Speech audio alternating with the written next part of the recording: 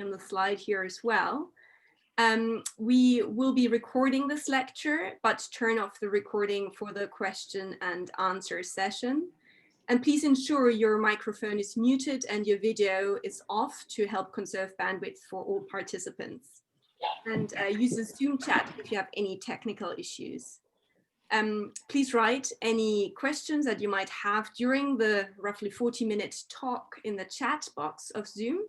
And after the presentation, we will have about 20 minutes for Q&A, and you will be able to sort of raise your hand with the blue hand icon. And once called on, please turn on your video and microphone to ask your question.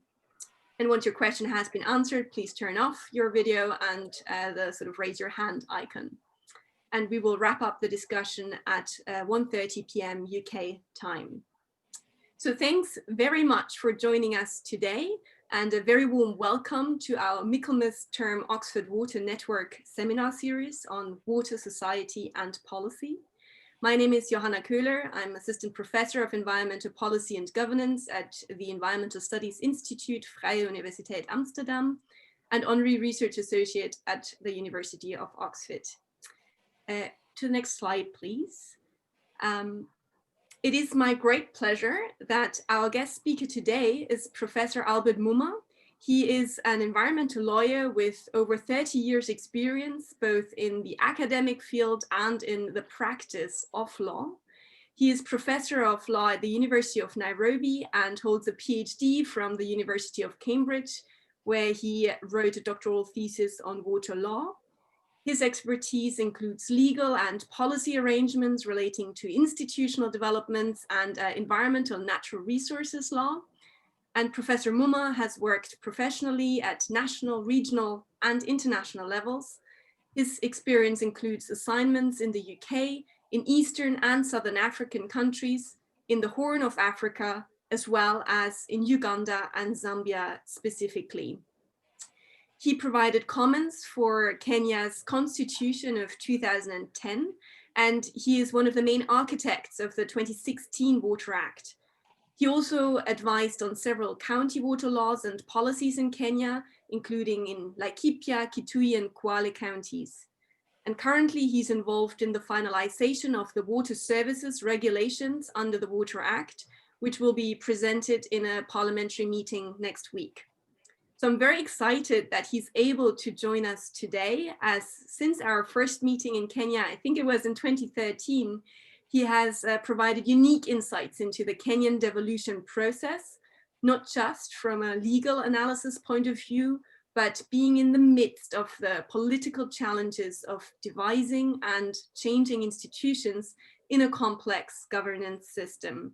So I'm very happy that today he will share these insights with all of us. Over to you, Professor Mumma. Thank you, Joanna. I'm happy to have this opportunity to speak on this topic. The topic for today's discussion is providing water services in a devolved governance structure. And we are using the Kenya case really to illustrate devolution generally. And as I think, listeners will be aware, devolution is a troubling subject in very many African countries. And so I think it is, quite important to try and look at it, particularly through the prism, in this case, of the provision of water services. I'd like to start this conversation essentially by giving you a bit of context relating to the constitutional framework in Kenya. And so if we could look at the next slide, I discussed there the constitutional framework in Kenya. And the background is that, Kenya ushered in a new constitution, which was in 2010. And this constitution brought into levels of government, the national government and county governments. And county governments specifically are 47 in number. And to each level of government, functions were allocated. And this allocation of functions is addressed in the 4th schedule of the Constitution of Kenya. Now, specifically on the water sector, The use of water resources is a function of the national government, whereas water and sanitation services is a function of county governments. So as you can see there, there is a distinction between, on the one hand, responsibility and functions related to water resources and the provision of water services. But then the fourth schedule doesn't address a number of pertinent issues related to water supply. So by way of example, there is no provision made on cross-county water supply. There is no provision on bulk water supply. There is no provision on the regulation of water services. And I think, as you will see, these are obviously quite important issues. But at the same time, the Constitution provides, if we go on to the next slide, that both national and county governments may charge for the services they provide. And it also provides that consumer protection is a mandate of the national government, and that would be consumer protection, for instance, in the area of water services provision. And then a third important point is provision dealing with cooperation between national and county governments and cooperation among county governments themselves. And this is provided for in an article that basically states that governments at each level may cooperate, and they may cooperate by setting up, among others, joint authorities. There are other important provisions in the Constitution which are relevant to this question of devolution, including the fact that only the national government may impose taxes, with the exception of property taxes and entertainment taxes. Whereas county governments may borrow, the borrowing by county governments must be guaranteed by the national government. The Constitution then proceeds to say that revenue which is raised nationally shall be shared equally among national and county governments. But additionally, county governments may be given additional allocations, which may be given either unconditionally or subject to conditions.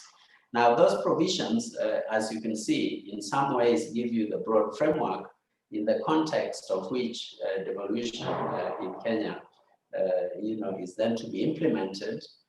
In light of the fact that, there are areas of the Constitution which require, to be nuanced and supplemented and fleshed out. In the area of water specifically, the Water Act of 2016 was enacted to give effect to the constitutional provisions. Now, in the next slide, we then deal with the Water Act provisions. This came into effect in 2016. Its aims include to align the water sector to the Constitution of 2010, and additionally to fill in gaps and reduce ambiguities. As I've indicated, you can see that there are a couple of ambiguities that in fact are quite pertinent to this particular discussion. The Act then requires county governments to establish county water services providers as a means to providing water services. And the reason is that essentially county governments, who are the mandated entity to provide water services, could in fact provide water services either directly or through other means. And in terms of the requirements of the Water Act, this is to be provided through county water service providers established by the counties. Now, the reason for requiring county governments to establish water services providers is basically to ring fence the provision of water, the revenue from water services. Under the constitutional framework and in terms of the Public Finance Management Act, county governments are required to establish a county revenue authority. Into the county revenue authority, revenues received by the county government are to be placed, and the expenses of the county government are to be met out of the county revenue authority. In that respect, if revenues were received by county government for water services, they would go into the county revenue authority. And once in there, there is no way of earmarking or ring fencing revenues because it's a general fund. For this reason, the Act of 2016 has required county governments to establish an autonomous, a semi-autonomous entity, water services provider, so that the revenues can be ring-fenced within that water services provider. Another important, provision in the Water Act of 2016 is the establishment of a national regulator, and that's the Water Services Regulatory Board. The Water Services Regulatory Board is then mandated to essentially license water service providers as a regulatory tool, and to approve tariffs, set standards, and perform many other functions that are related to consumer protection. Now, because this is a national function, consumer protection, then the national regulatory entity is then mandated to discharge that particular function. The Act also makes provision for cross-county water services provision, which, as you recall, we had indicated is not expressly addressed in the Constitution. The Act does so by providing for the establishment of agencies known as the Waterworks Development Agencies. Now, those Waterworks Development Agencies are mandated to provide water services in bulk, particularly in instances where the water services, the bulk water services, are cross-county in nature. The Waterworks Development Agencies may develop the bulk water services infrastructure, but in a situation where a joint authority has been established by county governments, then it would transfer the waterworks to the joint authority that has been established. The Act also establishes a regulatory entity for water resources, which is the Water Resources Authority. If we move on to the next page, you'll then see a depiction, a pictorial depiction of this institutional framework, in the water sector. And as you can see there, basically what the Water Act institutional framework has provided is for entities that are operating at national level, at regional level, and at local level. Of interest to this discussion, you will see there that there is provision for Water Services Regulatory Board, and that Water Services Regulatory Board is a regulator at national level. There is also provision for waterworks development agencies at regional level, because these will operate at regional rather than at county level, for the reason that they deal with cross-county bulk water services provision. And then at county level, at local level, there is provision for water services providers. Now, on the opposite side,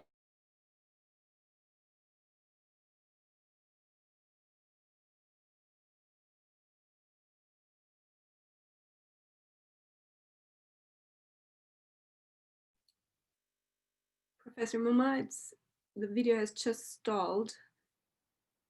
I do hope it can come back. If not, maybe if you could turn your video off, and I will turn mine off as well, just to allow for my bandwidth.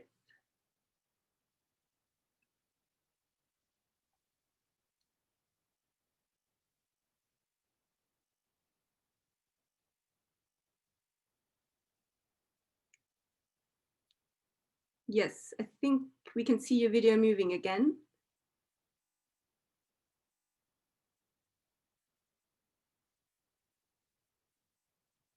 Can you hear? You're on mute right now. Can you?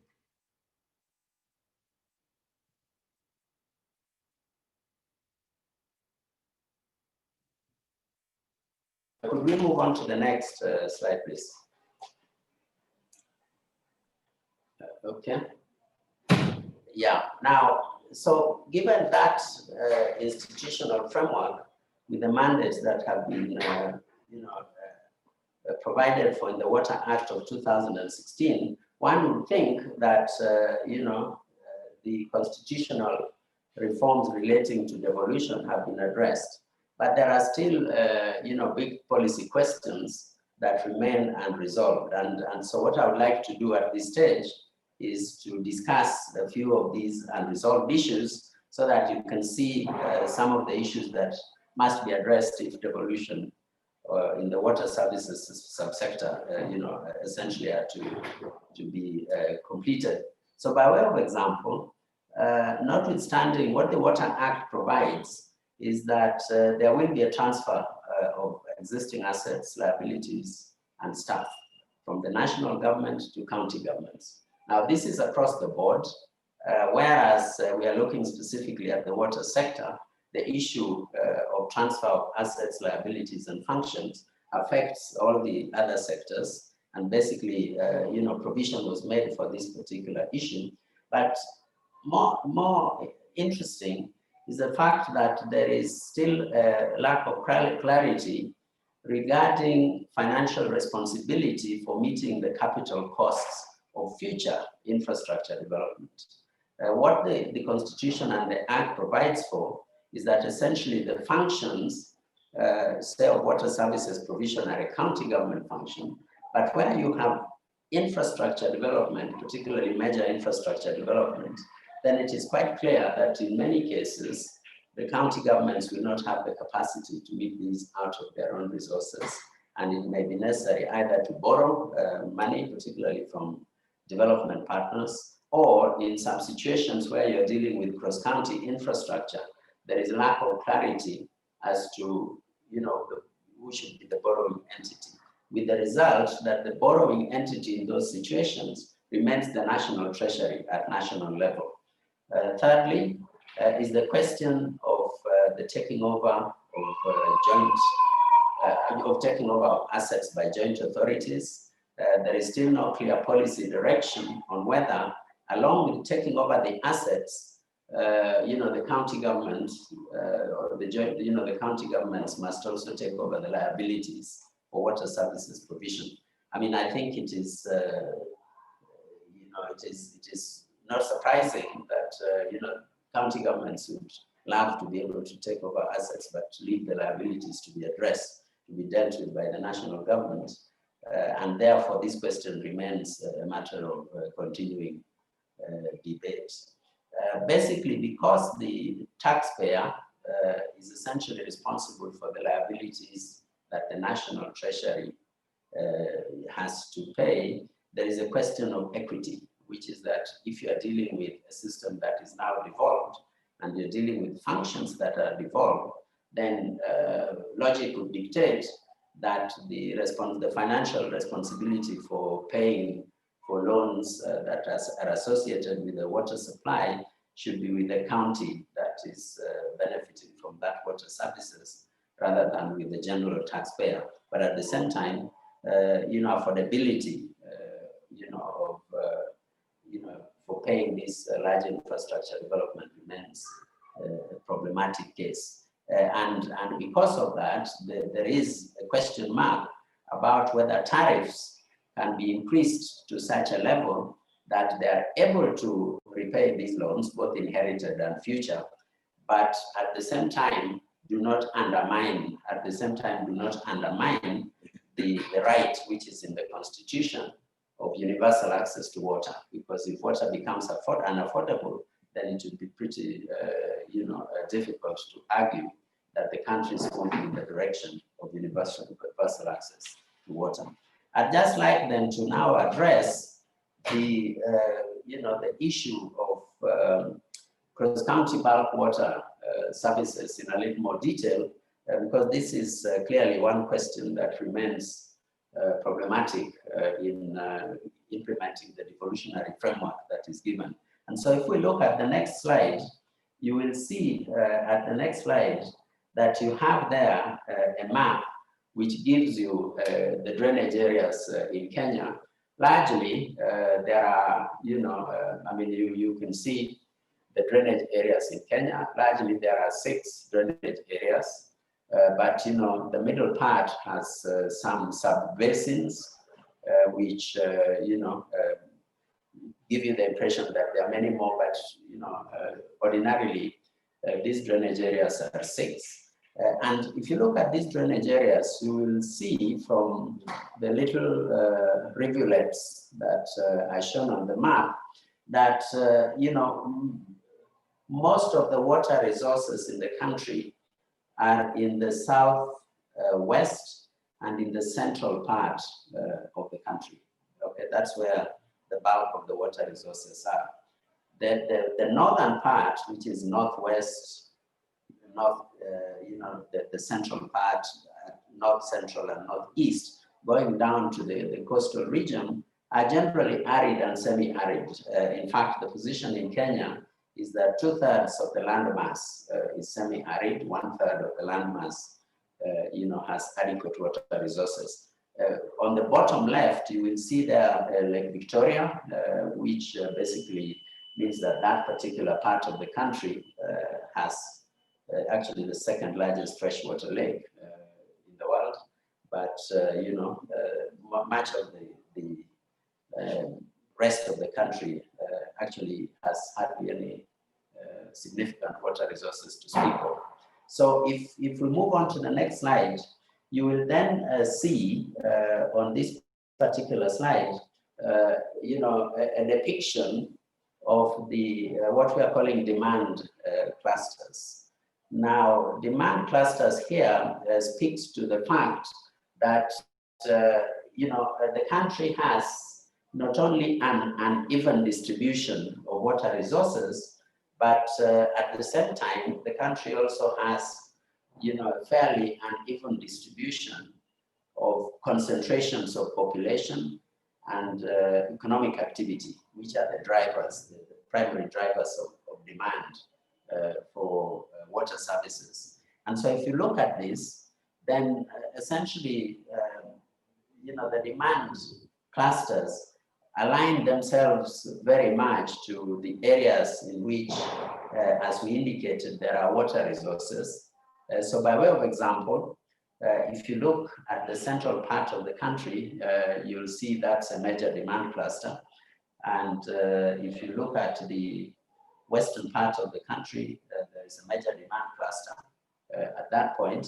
And, you know, a lot to the north, because of the sparsity of population, there is rather limited demand there. And basically, if you also look at the many dots there, they depict the cities. And those cities, you know, basically are attractions of water services. So, you know, a lot of the demand revolves around those cities. And you can see that, you know, they tend on the whole to cluster in the western part, in the central part, a bit on the coastal region to the south, but not much in the north. I'd like to juxtapose that with the supply clusters. And so if you look at the next map, what you will see is an indication of, you know, where the water resources that go to meet that demand is located. And so here, I'd like you just to pick up 2 points. One is the fact that this particular map is superimposed on the map of counties, showing the county boundaries. So the inner layer, or those maps you will see, are county boundaries. And if you look at the map that shows you the county boundaries, you'll then see a second, you know, some dotted lines, which are green in color. And if you look at those, you will then see the direction of movement of water resources from where the water resources is obtained to where it is moving. So it's a supply, you know, indicator. And in all cases, you will see that the major arrows cross a number of county boundaries. Okay, so if you look at the green arrows, you'll see that they cross a number of county boundaries, which basically is intended to indicate that for meeting the demand in these major town centers, you have to get water from outside of the county boundaries. That is the important thing. You have to get water from outside of the county boundaries. And in some cases for quite a long distance. So if you look at cluster number 3, for example, you will see the arrows moving all the way, right from the central highlands, all the way to the coastal region. So you have to cross several county boundaries in order to take that water where it is needed. And this essentially gives you the case for why this question of cross-county bulk water supply is such a critical case in Kenya. It applies to all the major urban centers. Nairobi is dependent on water from outside of Nairobi, in fact, 2 counties away. Mombasa is dependent on water services from a neighboring county, neighboring counties, in the coastal region, but outside of Mombasa. If you look at the west, Eldoret, another major urban center, is dependent on water resources from outside. So this is the case for almost all of Kenya's major urban centers, that they are dependent on cross-county, water supply. And that leads us then to the next issue, which is that we look at the next slide, which is basically making the case that it is not enough that the Constitution provides that water services is a county function. Left on their own, the counties would not have internally the water resources to enable them to discharge that particular function. Counties have to look outside of county borders in order to be able to obtain the water that they would need. Now, there isn't an institutional framework that caters to the need by counties to draw in water services, to draw in water resources from outside of the county. And therefore, we then need to look at this entity that is called joint authorities. Now, I have indicated here that joint authorities is really Kenya's LIGAs. And what I can tell you by way of context is, when I was studying in the 90s, there was much fascination with a new creature called a liger. At that time, it was said that this creature called a liger had been born in China. And so there was a lot of fascination. Would it survive? What was its genetic makeup? What was this liger? Essentially, a liger is a hybrid born of a lion and a tiger. And so it's a new creature. And thinking about that sort of hybrid and thinking about joint authorities, I find a lot of similarity with this particular issue of joint authorities, because joint authorities are an unknown entity. What Kenyans know, and what I think is known in many other countries, are governmental entities that are either governmental entities owned by the national government or governmental entities owned by local authorities. Now, in the international arena, obviously there is plenty of precedent for intergovernmental authorities, and these intergovernmental entities tend to be established pursuant to a bilateral or multilateral treaty. Now, there is little precedent for an intergovernmental entity within a county and within a national government and county setting. It is not common for national governments and entities within the same country to get into some sort of intergovernmental treaty in order to establish this cooperation of this particular kind. And yet that is what we are faced with in Kenya. And so you might think about how would a joint authority be brought into existence. You could bring a joint authority into existence by having an inter-county agreement, or an agreement between on the one hand, a number of counties and the national government on the other hand. And that would be similar to the way you might do this at international level, some sort of inter-government agreement. You might also bring this about essentially by allowing those county governments that are members of this region where you need to move water resources in a cross-county setting to form that entity by themselves. You have to think about, how they would establish it. But you might also pass legislation And then you have to think about whether this would be legislation in the national parliament, or it would be legislation in the county assemblies, or it would be legislation in both the national parliament and county assemblies. And so these are unresolved questions. Then you go on to how would you finance it? Would each county contribute a bit of money and the national government contributes a bit of money? How would decision making within that setup be organized and brokered? Would you have somebody like the national government with veto power? Would it be based on the level of financial contribution? Would it be based on the level of demand for water in that particular area? All of these are questions which, if resolved, would mean that we would be breaking new ground. And so the establishment of joint authorities in the water sector would actually take devolution in Kenya to a new level and might provide examples for how devolution could be done in other sectors, for instance, in agriculture, in everywhere where you need to find regional cooperation among a number of counties. But dealing with the question of major infrastructure for bulk water supply across counties is not really the complete answer to the question of universal access to water services in Kenya. Article 43, and so we could look at the next slide, Article 43 of the Constitution gives every person in Kenya a right to clean water in adequate quantities. Currently, well over half of the country is not properly served with water services. In fact, if you look at the combination of rural areas and unplanned settlements within urban areas, then well up to 60% of the citizens of Kenya are underserved in terms of clean water in adequate quantities.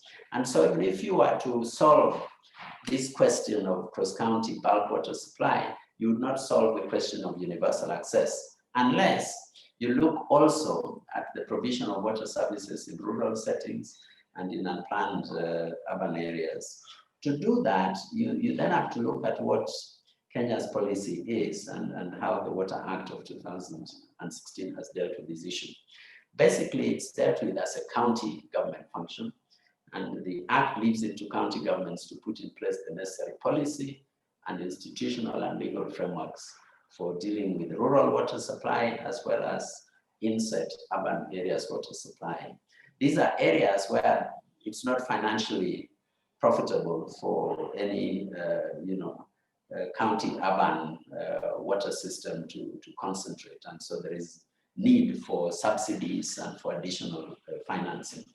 At the moment, there is a lack of a clear framework, either in terms of policy or in terms of the law to address this particular question.